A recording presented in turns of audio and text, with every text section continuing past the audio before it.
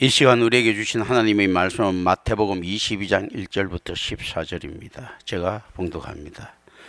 예수께서 다시 비유로 대답하여 이르시되 천국은 마치 자기 아들을 위하여 혼인잔치를 베푼 어떤 임금과 같으니 그 종들을 보내어 그 청한 사람들을 혼인잔치 오라 하였더니 오기를 싫어하거늘 다시 다른 종들을 보내며 이르되 청한 사람들에게 이르기를 내가 오천을 준비하되 나의 소와 살진 짐승을 잡고 모든 것을 갖추었으니 혼인잔치에 오소서 하라 하였더니 그들이 돌아보지도 않고 한 사람은 자기 밭으로 한 사람은 자기 사업하러 가고 그 남은 자들은 종들을 잡아 모욕하고 죽이니 임금이 노하여 군대를 보내어 그 살인한 자들을 진멸하고 그 동네를 불사르고 이에 종들에게 이르되 혼인잔치는 준비되었으나 청한 사람들은 합당하지 아니하니 내거리 길에 가서 사람을 만나는 대로 혼인잔치에 청하여 오라는데 종들이 길에 나가 악한 자나 선한 자나 만나는 대로 모두 데려오니 혼인잔치에 손님들이 가득한지라 임금이 손님들을 보러 들어올새 거기서 예복을 입지 않은 한 사람을 보고 이르되 친구여 어찌하여 예복을 입지 않고 여기 들어왔느냐 하니 그가 아무 말도 못하거늘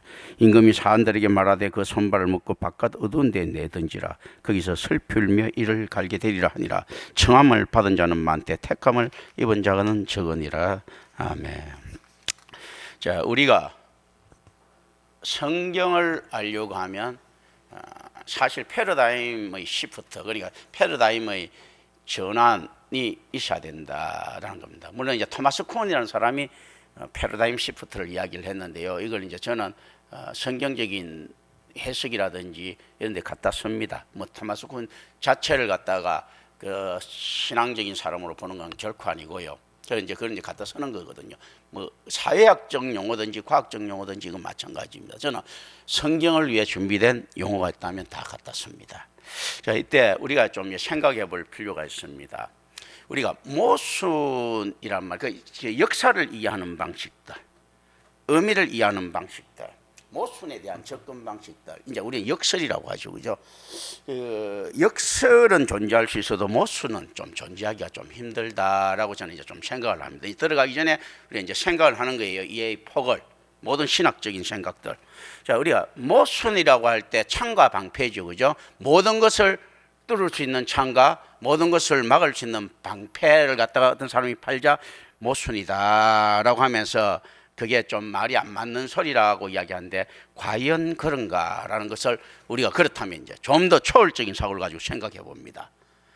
모순이 틀린 것이 아니고 맞는 거죠. 어떤 것들인가 하면 가장 완벽하게 강한 철이라든지 어떤 물질이 있다고 칩시다. 그러면 두 개의 물질, 모든 것을 다 막아낼 수 있는 가장 강한 금속과 뭐 금속이 됐든 무엇이 됐든 어쨌든 금속이라고 한정하고 또 어떤 것을 다 뚫을 수 있는 똑같은 재질이 가장 강한 창이 있었을 때 과연 이 방패는 뚫리는가? 뚫리죠. 왜 뚫리는가 하면요, 스피드의 문제죠. 더 약한 재질을 가지고도 빛과 같은 속도의 스피드로 때리면 뚫리죠. 하물며 똑같이 강한 재질로 때리면 뚫립니다. 못 뚫을 수 있는 것은 아무것도 없습니다. 바늘과 같은 것도요, 빛보다 빠른 속도, 빛과 같은 속도로 나가서 뚫리면 새 뚫리죠. 미사일, 그렇기 때문에 타격이 더 강한 것 아닙니까? 뚫립니다. 오늘날 사고라면 또 당연히 뚫립니다. 그런데 이제 여기 전제 조건이 있습니다. 인간이 뚫을 수 있는가 했을 때 똑같은 금속의 힘을 갖고 똑같은 있지 않습니까? 강한 철을 아무리 힘껏 때려도 뚫릴 수가 없습니다. 필요 이상의 에너지를 가지고 있어야 되는 거예요. 훨씬 빠른 스피드를 가지고 있어야 됩니다. 그럼 뚫립니다. 그런데 똑같은 강도에서 똑같은 쇠를 갖다가 같은 쇠를 가지고 아무리 인간이 힘껏 뚫어보세요. 뚫리지 않습니다. 그렇기 때문에 실제 이론적으로는 뚫을 수 있는 겁니다. 실질적으로는요, 실천적으로는 뚫을 수 없습니다. 자, 그리고 방패의 역할이라는 것은 어떻게 되는가 하면 막는 데 있지 정면으로 부딪히는 데 있지 않거든. 말 그대로 방패거든. 그렇다면 어떻습니까? 빛보다 빠른 속도로 날아오는 물체를 하더라도 튕겨내면 되죠. 비스듬하게 받든지. 그렇지 않으면 그 빛보다 빠르게 뒤로 물러가면서 완화시키면서 받으면 되겠죠. 이론적으로는 막을 수 있습니다. 모든 것을 뚫을 수 있는 창도 가능하고 모든 것을 막을 수 있는 방패도 가능한데 모든 것을 뚫을 수 있는 창은 어떻습니까? 신적 능력으로 던질 수 있어야 된다. 찍을 수 있어야 된다. 모든 것을 막을 수 있는 방패는 이 세상에서는 뭐 가능하죠. 사실은. 그래서 기갑차, 장갑차들이라든지 이런 게 미사일 한 방에 부서지는 것들이 그 안에 장갑차의 철판이 훨씬 더 두꺼워도 그 속도 때문에 마만 넘어가는 속도, 마 몇만 대다도 그걸 뚫는단 말이죠. 사실은. 그런 것들이거든요. 그러니까 모든 것을 뚫을 수 있는 창은 가능한데 이론적으로만 가능하다. 우리 이제 이런 개념들을 갖다 가지고 있습니다. 그러니까 모순이라는 말은 애초부터 어떻는가 하면 미개한 발상이다. 과학에 대한 이해가 없었을 때 발상이죠. 그걸 우리가 지금 안에서는 관용어로 있지 않습니까? 진리처럼 사용하고 있다라는 걸 우리는 좀 생각을 합니다. 그리고 이제 세상을 좀 쳐다볼 필요가 있습니다. 자, 그러니 실제로 모든 것을 뚫을 수 있는 창도 가능하고 모든 것을 막을 수 있는 방패도 가능한 거예요. 그렇다면 이게 또 무슨 이야기를 하고 있습니까? 이거는 말 자체가 성립 안 되는 어거지 말인 거예요. 이거는 뭐 이 말을 가지고 모순이라는 용어를 탄생시킨 이 자체가 억지로 짜집긴 잘못된 용어들이다. 그렇지 않습니까? 그러나 잘못된 용어들도 우리가 이해하면서 쓰고 있는 이것들을 뭐라고 합니까? 약속이라 하고, 이 약속 중에서는 이걸 그러면 모순이라고 이야기하고 잘못된 것이라고 이야기합니까? 그렇게 아닌가 하고, 모순을 쓰는 이것을 모순이라고 이야기하지 않고 이것을 가지고 뭐라고 이야기하면 언어라고 이야기를 합니다. 이게 이제 초월적인 것에 대한 이해들이 부족하기 때문에 탄생된 고정화된 언어들이죠. 그런데 이런 인간들이 초월적인 것의 비유들이나 초월적인 것에 대한 언어들에 대해서 딴지를 건다는 것은 말이 안 되죠. 훨씬 더 합리적인 것인데. 그리고 실제로 초자연적이라고 하는 그 현상들이 어떻게 나타나고 있습니까? 자연에서 나타나고 있지 않습니까? 빛보다 빛만큼 빠른한데 빛이 있지 않습니까? 그건 자연의 현상이에요. 실질적으로 우리가 맞이할 수 있는 자연 현상인 거예요, 사실은. 그리고 어마어마한 열량, 태양이 가끔 뭐든지 녹슬 수 있는 그 태양의 열량하는 거 현상이에요. 지금 있는 사실입니다. 팩트들입니다. 그게 우리 인간이 지금 무기력해 보인다고 해서 하나님의 사물을 그렇게 평가하면 되지 않는다. 빛이 떨어지고 있고 태양이 열을 뿜어내고 있다면 성경은 그 이상 얼마든지 초월적인 것을 이야기할 수 있다는 것을 우리는 좀 생각해 볼 필요가 있습니다. 그리고 우리가 성경에 들어가기 전에 어떤 것들을 생각해야 되는가 하면요, 역사를 보는 눈들, 이걸 가져야 됩니다. 어떻게 가져야 됩니까? 자, 우리가 어떤 전쟁의 성패를 갖다가 이야기할 때 뭐 갈리폴리 정토에서 터키군이 영국군을 상대로 승리를 했다, 어마어마한 업적이다 라고 이야기할 때 실제 그렇습니까? 영국군은 국지전을 벌이고 터키군은 생살건 전투를 벌였는데, 그리고 또 그거 나폴레옹의 명령에 따라서 프랑스군은 휘파람을 불면서 행진을 했다. 우리는 그 안에서 발이 시려운 병사들이 신음소리나 군장이 무거워서 끙끙거리는 병사들이 신음소리를 들을 수 있어야 됩니다. 역사는 그걸 표현합니까? 표현하지 않는다고. 그냥 나폴레옹의 말에 충성했던 그 군대 이야기를 하고 있는 거거든요. 일제 한국에서 의병들이 분연이 일어나가지고 정말로 충성된 마음으로 국가를 위해서 싸웠다. 이들이 그런데 투덜거리, 야 조정은 뭐 하고 있는 거야, 투덜투덜하는 소리다, 이런 소리 우리 들립니까? 들을 수 있어야 됩니다. 선지자는 그 목소리를 들을 수 있어야 되고요, 그걸 전달하는 겁니다. 성경은. 역사는 그걸 듣고 있습니까? 못 듣고 있잖아. 질풍노도와 같이 질주해가지고 몽골군이 송나라를 함락시킨 이야기를 하는데, 거기 올 때 그들이 사타구니에 땀이 차고 말 타고 다닌다고 그리고 안에서 수경제에서 무정 걸리고 이런 이야기들 생략되어 있지 않습니까? 그러면서 괴로워하고 있는 모습들, 그리고 내일 당장 죽을 그 전투에서 매니큐어를 취하고 있는 여성들, 향수를 뿌리고 있는 남자들, 어마어마한 전투를 앞두고 있으면서 진흙탕에 들어가는 것, 이런 것들은 다 생략되어 있단 말이죠. 그런데 성경은 어떻습니까? 하나님의 법칙은 그 미시한 숨소리를 이야기합니다. 엘리야에게 이야기했던 그 숨소리가 하나님의 영이 능력으로 나타날 때 어떻게 나타나는 것이 세미한 소리들이죠. 그리고 우리는 그 세미한 소리를 들으면서 이 성경을 바라볼 수 있어야 됩니다. 성경을 대국적으로 바라본다? 당연히 필요하지요. 그 대국적이라는 것은 하나님의 뜻입니다.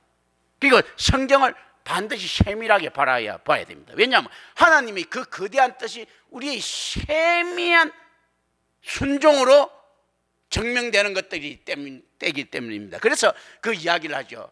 나의 하나님 여호와가 너를 위해서 기뻐하시는데 어떤가 하면 그가 너로 위하여 기쁨을 참지 못하고 아주 세미하게 몸부림친다라는 이 서반야 이야기들이죠.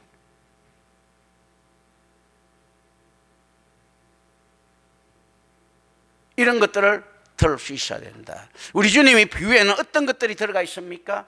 이 제자들에 대한 어마어마한 사랑과 이들의 결핍을 보고 있으면서 또 그럼에도 불구하고 이들이 지금 결핍한데, 이들이 결핍한 이 상태에서 이들만 구원받아야 되는 것이 아니고 이들이 가서 온 족속으로 제자를 삼아야 되는 이런 모습들을 가지고 있더라는 거죠. 초청하러 나가는 자들. 그런데 초청하러 나가기 위해서는 어떤 것들이 반드시 선행돼서 나타나느냐 했을 때, 하나님의 명령을 듣고 나갔을 때 하나님이 절대권자니까 다 순종하면 좋겠는데 일하러 가야 됩니다, 나는 바쁩니다 하고 왕의 초청인데 거부하는 자들이 생기는데 어디서부터 생기느냐 했을 때요, 야훼를 가장 잘 믿는다고 생각하고 있는 선민에서부터 하나님에 대한 거부가 일어나더라는 것입니다. 그렇다면 이방인들은 어떻게 하겠는가 하는 거죠. 선민도 안 되는데 오늘날 올바른 교회가 복음을 선포하면 어떤 현상이 벌어집니까? 교회 자체인에서 이렇게 꼭 그렇게 해야 돼라고 이야기하죠. 교회 다닌다는 놈들도 그렇게 이야기하는데 밖에 어떻게 그 복음이 전해지겠습니까? 꼭 그렇게 해야 돼, 꼭 이렇게 믿어야 돼. 성경에 그렇게 이야기하고 있는데, 이렇게 믿어야 된다고 이야기하고 있는데, 에이 하나님이 뻥치는 거하고 하는 거 똑같은 거지, 공갈 협박하는 거하고 똑같은 거죠. 하나님께서 실제로 공갈 협박을 하시는 분이라고 하면요, 하나님의 공의는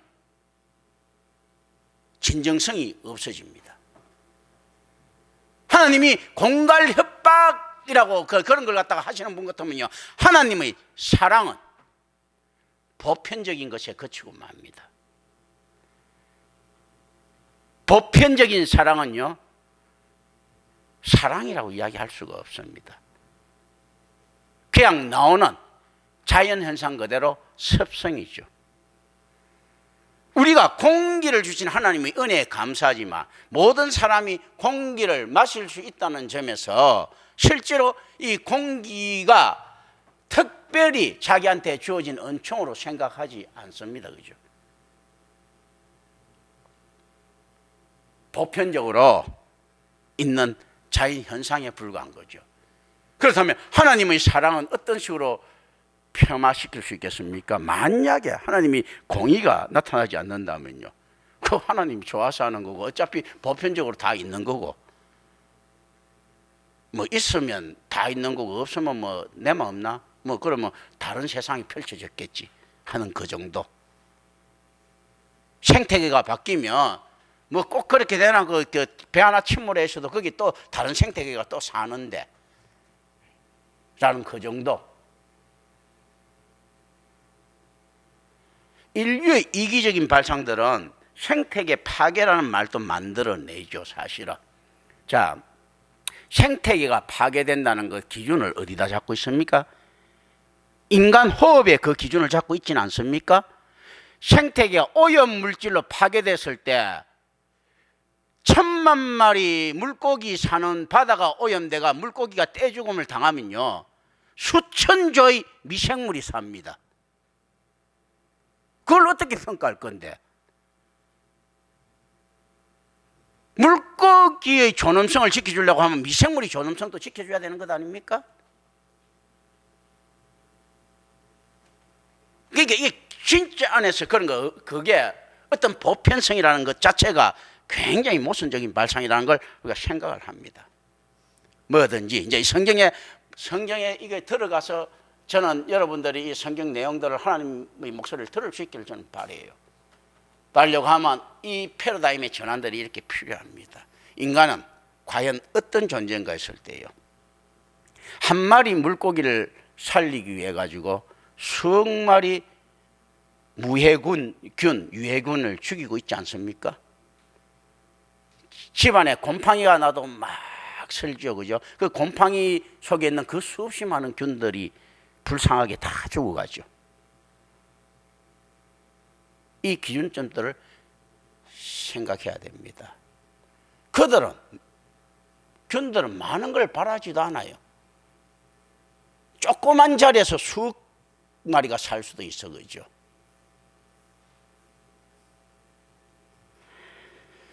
오늘 본문 11절 12절 봅니다. 이 부분에 마태가 첨가한 내용의 목적, 이게 왜 첨가한 내용하면, 이건 아마 앞에 하고 녹연이 달라졌다, 이건 다시 첨가한 내용일 것이라는데 사실은 연결된 녹연일 수도 있습니다. 이 추측건데 비슷하게 기가 막히게 안에서 연결시켰지만 뭔지 모르지만 맞지 않다라고 이야기를 합니다. 이 있는 목적은 분명히 하나님 나라에 들어올 사람들에게 의가 매우 중요하다는 점을 강조하고 있다.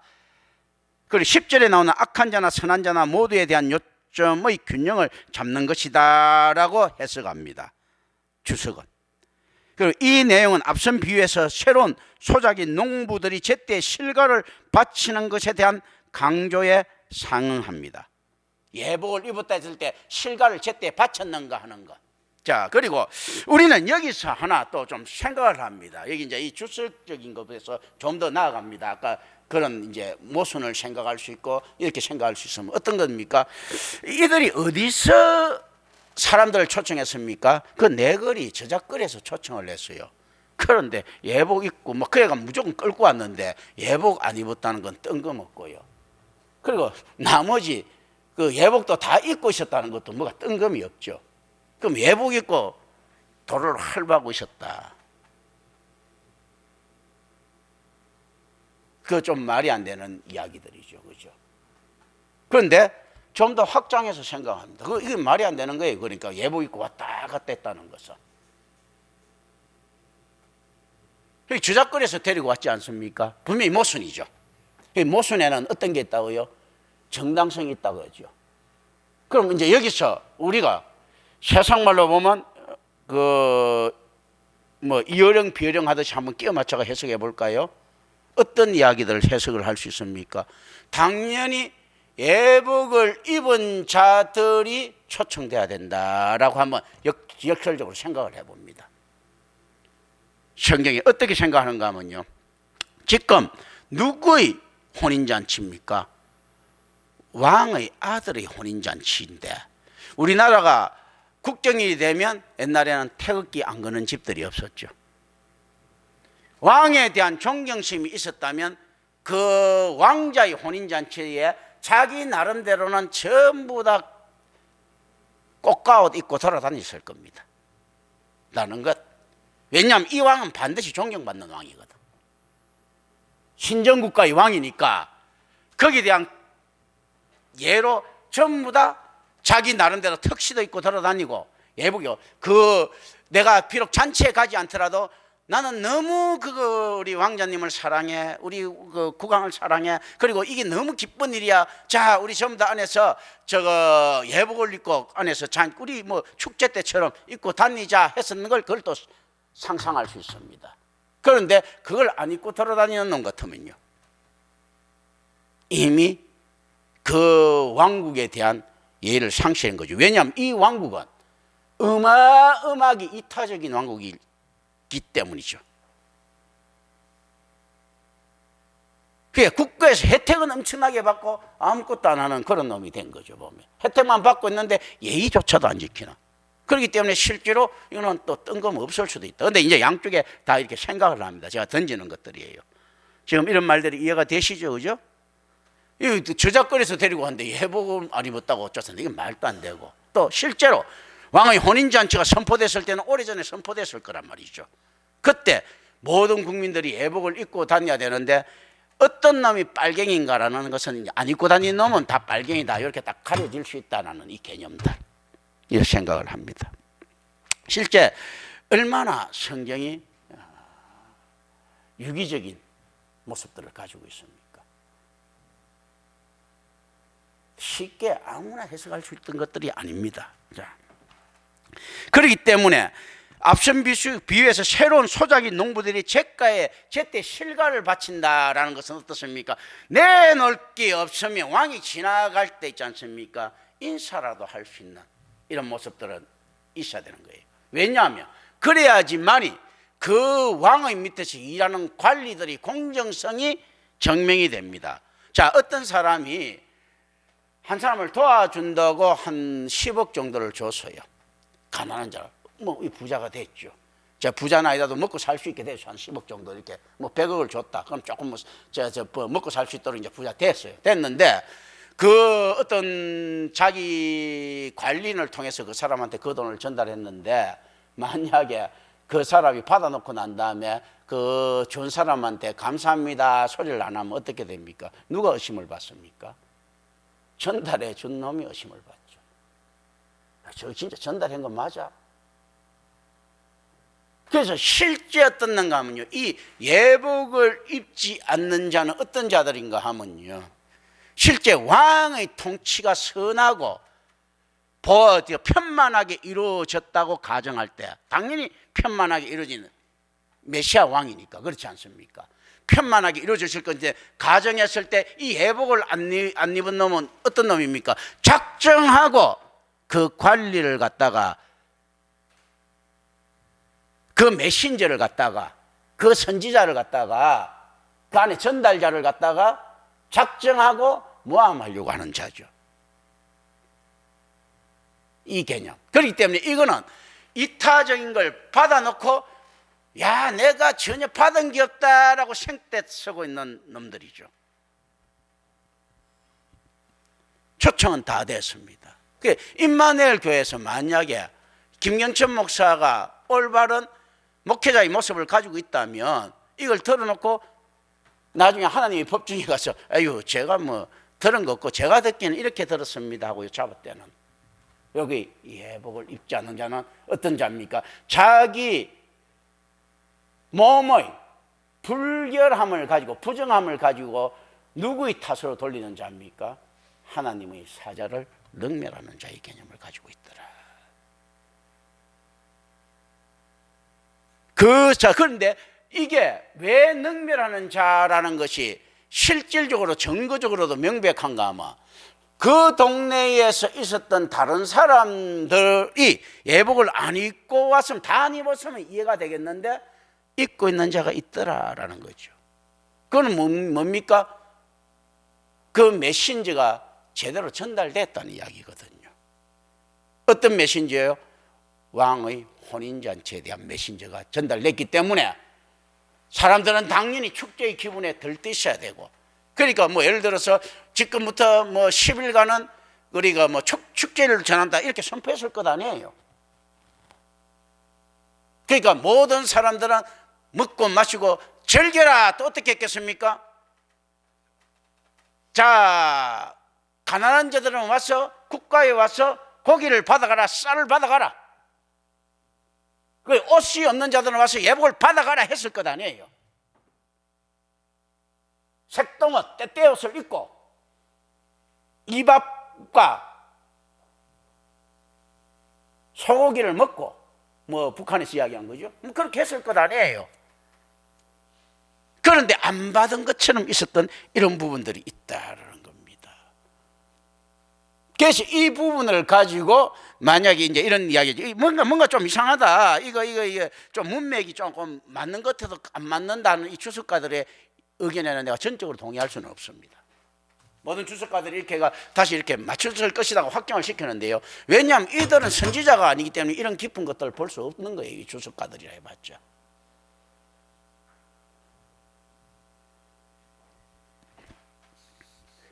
고대 건동의 잔치에 있어서 잔치 배설자는 처음에는 등장하지 않다가 잔치가 본격적으로 진행될 때 나옵니다.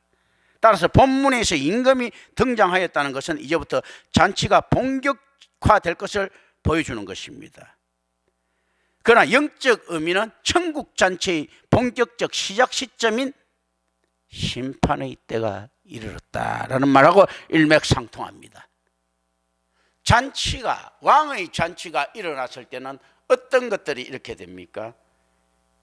묘하게도 우리는 이걸 좀 생각해 볼 필요가 있습니다. 야, 국가 반역자들 끌어내 목을 치고 연애를 즐기는 우리 그가 잔인한 모습들, 그죠? 고대의 모습들이죠. 이런 거 막 치고 있지 않습니까? 즐기는. 그런데 그걸 갖다가 우리가 지금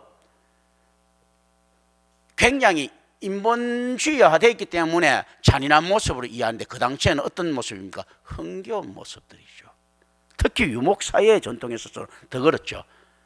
목을 칠 때 박수 치면서 건배 이렇게 하고 가죠. 칠사 하면서 막 이렇게 있지 않습니까? 막 가죠. 그렇게 되는 거예요, 사실은요. 굉장히 흥겨운 모습들인 거예요, 사실은.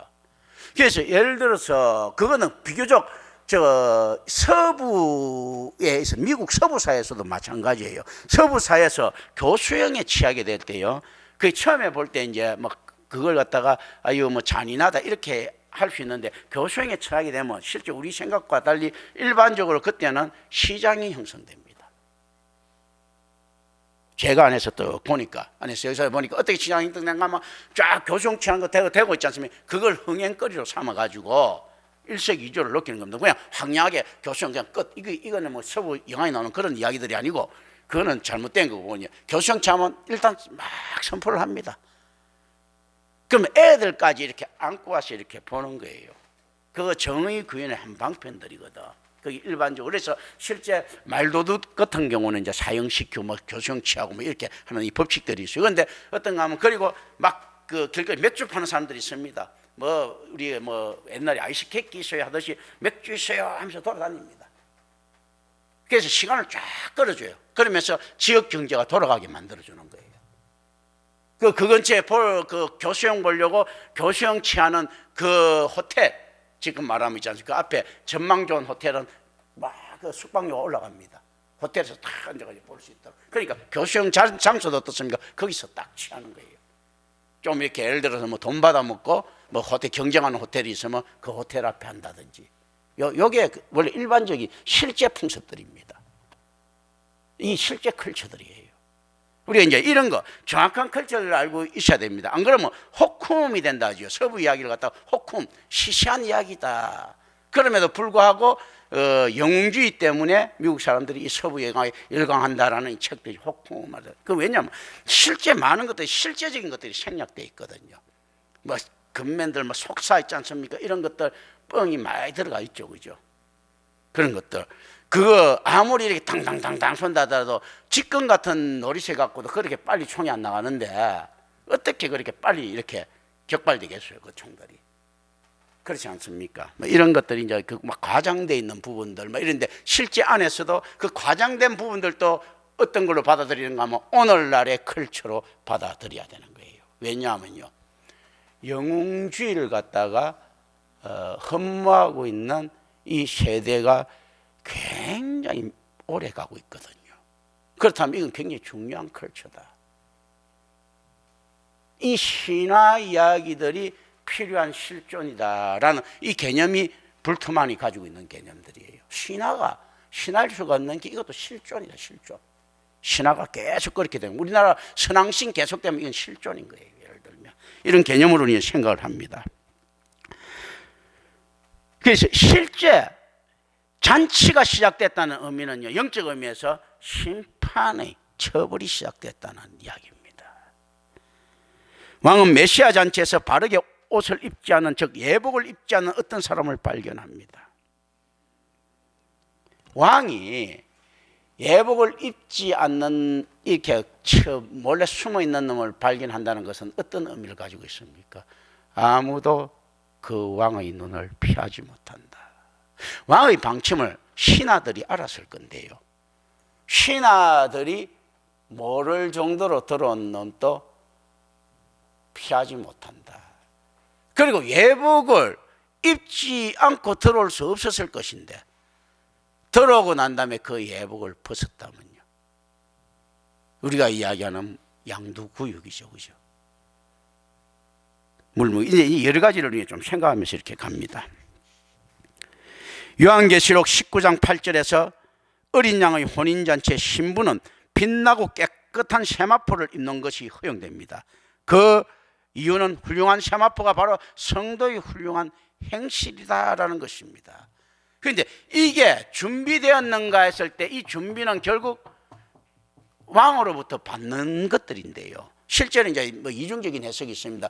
예식장에 들어갈 때 또다시 예복을 나누어 준다라는 것으로 해석이 있는데 그걸 지금 뭐 크게 또 꼭 그런 것만은 아닐 것이라는 반론들도 있습니다. 예식을 그냥 무료로 받을 수 있다. 뭐 그럴 수도 있지만 또 그렇지만은 않다. 왕이 고대의 왕들은 그걸 갖다가 꼭 줬다라는 설이 있고 그렇지 않은 설이 있습니다. 그런데 어쨌든 간에 이 성도의 훌륭한 행실이라는 세마포는 그렇다면 이미 미리부터 준비되어 있는 것이고 축제 때가 되면 입는 것인데 우리가 과거에 보면 명절 때 입는 옷들은 항상 좀 있었던 걸로 아무리 가난한 집안이라도 자기 나름대로는 있었던 이런 개념들을 가지고 있는 것들이거든요. 그런데 실제 그렇다면 이게 미리부터 준비되어 있는 예복, 현명한 열처녀가 가지고 있었던 미리부터 준비되어 있던 기름인데 지금 여기 계신 분들은 어떻습니까? 그 예복에 해당되는 성도의 실천을 가지고는 있습니까? 이걸 좀 생각해 볼 필요가 있습니다. 친구라고 번역된 헤타이레는 헤타이로서의 혹적입니다. 혹적 부르는 거죠. 헤타이로서는 다정한 느낌의 동무, 동료라는 의미로 사용도 되지만 문책과 심판의 대상을 지칭할 때도 사용되는 언어입니다. 마태복음 11장 16절에서는 동무, 동료라는 의미로 사용됐고요. 문책과 심판의 대상을 지칭할 때 20장 13절과 26장 50절에도 이 헤타이로스가 사용됩니다. 따라서 본문에서 사용된 친구라는 단어는 임금의 기대에 어긋난 자를 향한 엄중한 종말론적 부르심으로 이해해야 합니다. 이게 이제 두 가지를 다 사용한다 했죠. 누구든지 목마르거든 내게로 와서 마시라. 수고하고 무거운 짐진 자들아 다 내게로 오라라고 했을 때요. 이 다의 개념이 이 헤타리오스의 모습을 가지고 있지는 않습니까? 한 사람은 영벌받을 자로, 어떤 사람은 영생받을 자로. 어린 양의 혼인잔치의 신부, 이거는 한번 볼까요? 요한계시록 19장 8절은 한번 볼까요?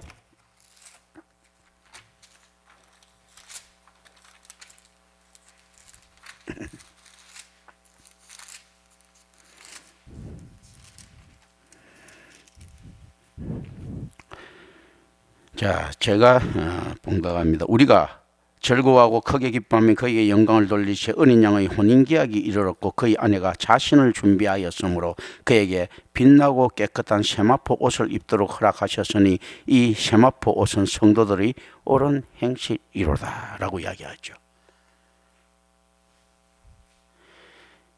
자, 성도들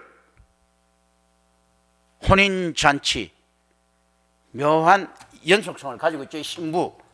실제로 이 초청했던 자들이 신부의 개념을 갖고 있다는 이 역설에 대해서 모순을 이해하듯이 이해할 필요가 있다. 그러니까 우리는 초청받은 손님이기도 하지만요, 선택된 신부이기도 한 자들인 거예요. 헤타이로스에 대해서도 한번 볼까요? 마태복음 11장 16절 한번 보겠습니다. 11장 16절.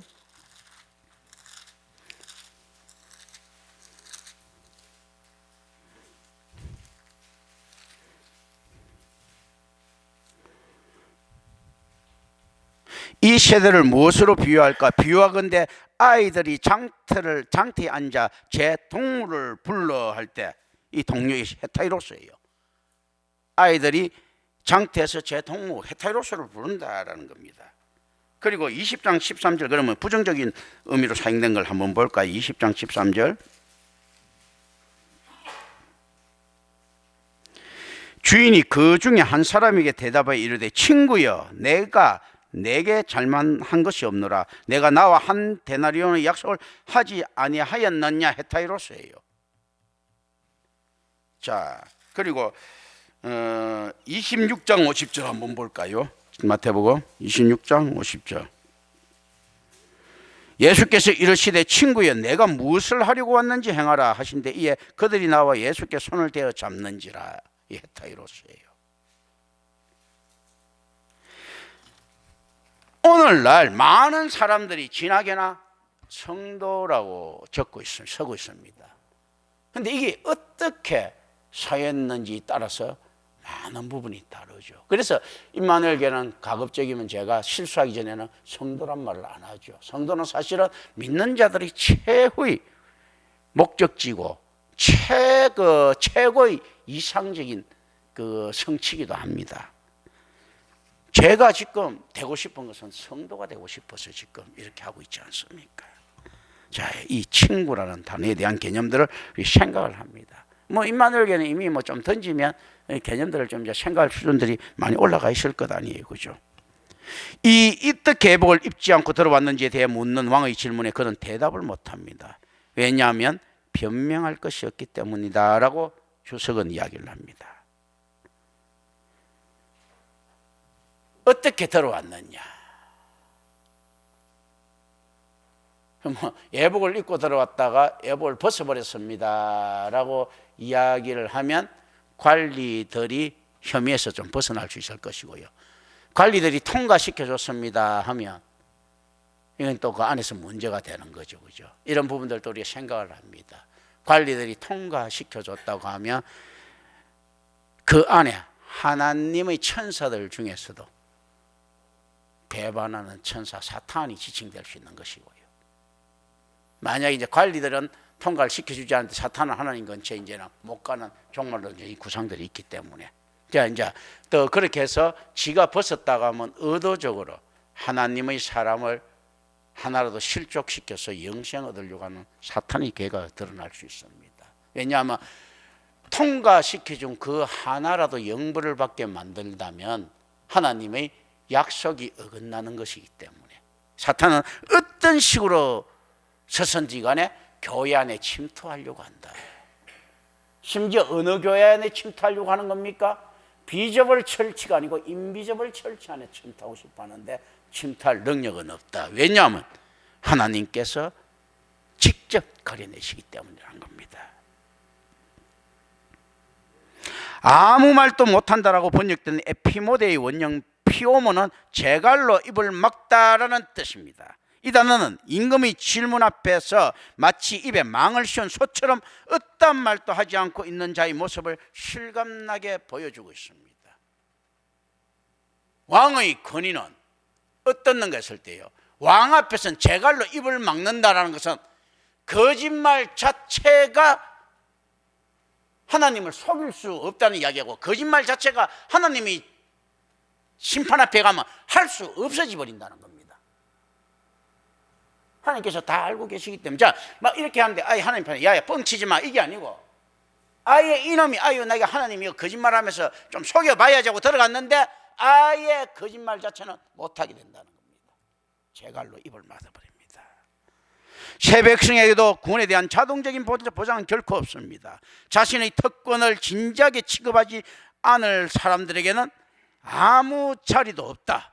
천국은 누구에게나 열렸지만 누구에게나 한 가지를 요구합니다. 그리고 이 한 가지 요구는 언제나 전인적인 실천이 포함되어 있습니다.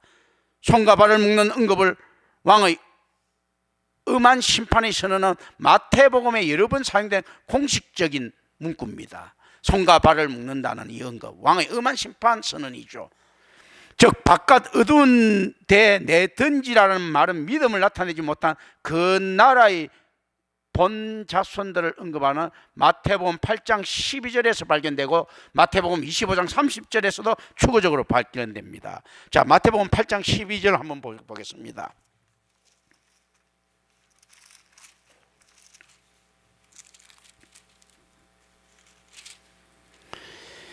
그 나라의 본 자손들은 바깥 어두운 데 쫓겨나 거기서 울며 이를 갈게 되리라. 그 나라의 본 자손들에서, 그죠? 자, 그리고 마태복음 25장 30절 보겠습니다.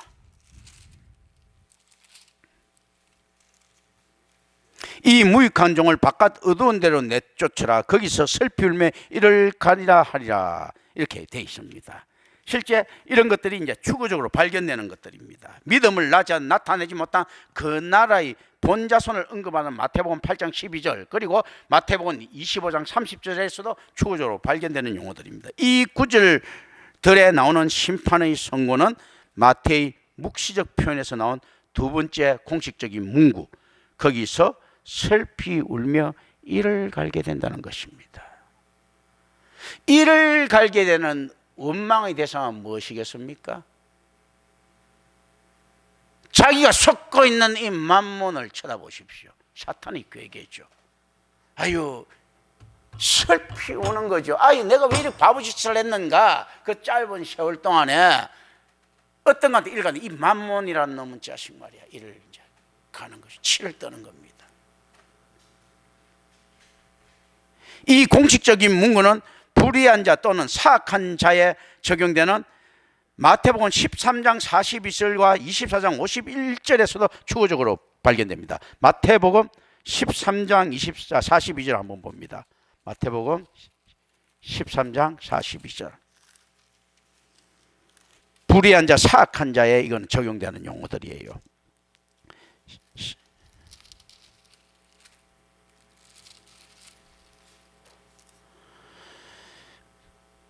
풀무불에 던져 넣으리니 거기서 울며 이를 갈게 되리라. 점차적으로 이제 벌써 안에서 내용돼서 지옥에 가까운 거죠. 풀무불에 던져 넣으니 거기서 울며 이를 갈게 된다라는 겁니다. 이 풀무불의 개념들을 좀 생각해 볼 필요가 있죠. 하나님이 진노를 한번 생각해 봅니다. 불을 영벌을 시켜가지고 그 불을 태우는데 그치지 않고 계속 풀무짓을 하고 있죠. 얼마나 하나님께서 열받았으면 계속 그 불 갖다 계속 활활 타고 있는데 계속 풀물 하는 거예요. 계속. 그리고 24장 51절 한번 봅니다.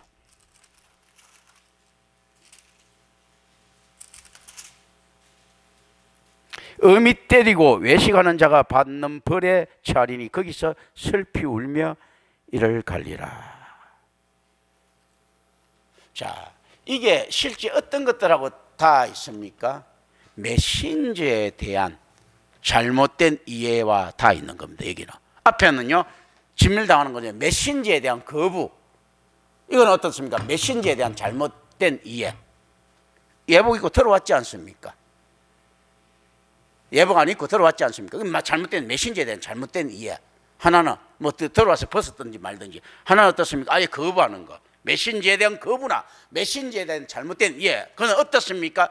밖에서는 교회 밖에서 일어나는 심판이고요, 안에서는 교회 안에서 일어나는 심판의 모습을 가지고 있습니다. 과연 여기 계신 분들은 여기서 자유로울 수 있겠습니까? 예복을 입지 않은 사람에게 선고된 엄한 심판은 의인의 불의와 유사하게 관련됩니다. 또한 교회에 대한 미래의 심판도 고려될 수 있습니다. 실제로 이들은 더 악한 자로 간주됩니다. 이 자들은 어느 정도 교활한 자들인가 하면요, 왕에 의해서 발견될 정도로. 그렇다면 어떤 자들입니까? 선지자까지도 속일 수 있었던 자들. 훨씬 더 악한 자들이죠. 그죠? 이 마지막 노교는 앞의 내용은 특별히 1절부터 10절의 비유와 훌륭하게 연결됩니다. 청함을 받은 자는 일반적으로 사용되는 세모 표현입니다. 모든 사람이라고 번역될 수도 있다. 청함을 받은 자는 세모 표현이 일반적으로 셈족들이 이렇게 표현한 셈족 표현이에요. 청함을 받은 자 모든 사람들, 우리 보편적으로 있지 않습니까? 하는 거. 우리 뭐 연명할 놈들, 이거 저는 관용들이야. 그러니까 모든 사람들 있지 않습니까? 이런 것들. 이 말의 취지는 만나는 대로 모두 초청하는 개방성과 일치합니다. 그러나 이 말의 후반부, 택함을 입은 자는 적다라는 말이 이 취지를 절감시키고 있습니다. 우리에게. 택함을 입은 자라는 말은 마태의 독자들에게 매우 잘 알고 있는 하나님의 시각으로 보는 관점을 설명하는 것입니다. 택함을 입은 자 했을 때요, 우리는 신앙을 자기의 관점으로 해석하고 있습니까?